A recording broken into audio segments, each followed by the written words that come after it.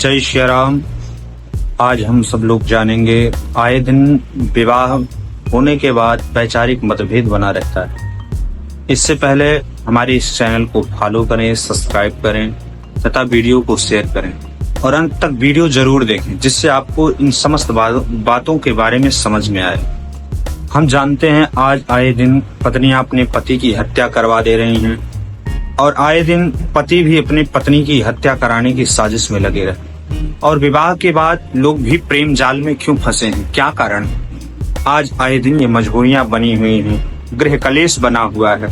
सबसे पहले हम जानेंगे, कुंडली में विवाह का जो कारण है वो गुरु है। अगर कुंडली में गुरु अच्छा है तो सुंदर सी दिव्य भव्य पत्नी की प्राप्ति होगी और पत्नी पूर्ण रूप से पति का निर्वहन करने वाली होगी।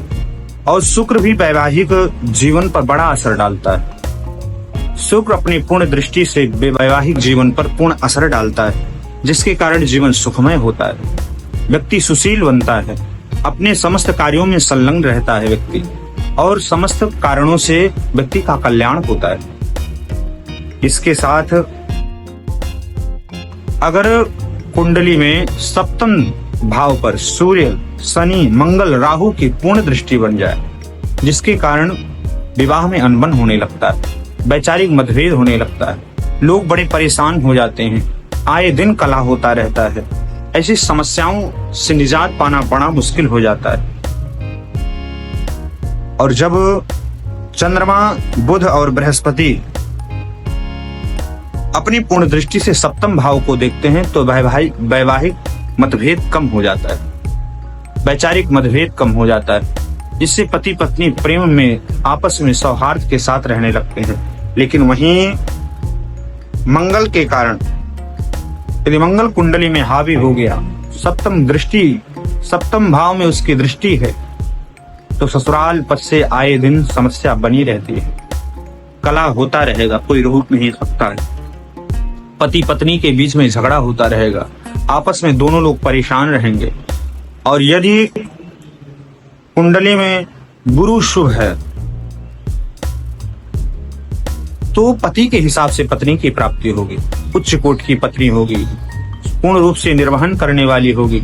जैसे विवेक पंजनी का नाम लिया जाता है, विवेक पंजनी की पत्नी विवेक पंजनी की इतनी सेवा करी जो एक प्रेम की मिसाल बन गई, क्योंकि उसकी कुंडली में गुरु शुभ रहा होगा, इसलिए उसकी इतनी सुशील पत्नी, इतनी सुंदर पत्नी जो अपने पति के सेवा में नित्य प्रतिरत रहे, और जिसकी कुंडली में गुरु शुभ होता है उसको सुशील संभ्रांत पत्नी की प्राप्ति होती है।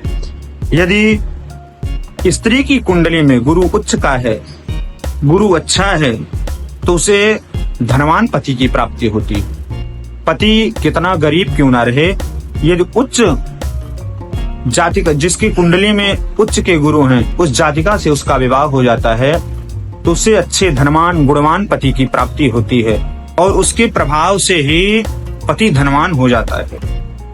इसके बाद में पुरुष की कुंडली में शुक्र अच्छा हो, तो अगर कुंडली में पुरुष के शुक्र अच्छा है तो उसको सुशील पत्नी की प्राप्ति होगी, आज्ञाकारी पत्नी मिलेगी। अगर पति कह दे तो यहीं खड़ी रहो, तो विवेक पंजनी की जो पत्नी थी महाराज, उसकी कुंडली में शुक्र अच्छा था, बड़ी आज्ञाकारी पत्नी की प्राप्ति हुई और जिसने एक प्रेम की मिसाल को बना दिया। इसलिए आए दिन जो समस्या बनी हुई है, यदि लग्नेश और सप्तमेश अगर छठवें, आठवें, 12वें भाव में हो जाते हैं तो पति और पत्नी के बीच में बड़ा क्लेश बना रहता है। ऐसा क्लेश होता है कि व्यक्ति अपने आप को समझ नहीं पाता है, एक दूसरे को मरने मारने पर उतारू हो जाते हैं लोग। आज आए दिन समस्या ये बनी हुई है। देखिए, जैसे सौरभ राजपूत की हत्या करा दी गई, पत्नी मुस्कान ने करा दी, इसी का प्रभाव है। प्रगति यादव ने मेरठ में अपने पति की हत्या करा दी, इसी का प्रभाव है। यूट्यूबर रवीना ने अपने पति की हत्या करा दी, इसी का प्रभाव है।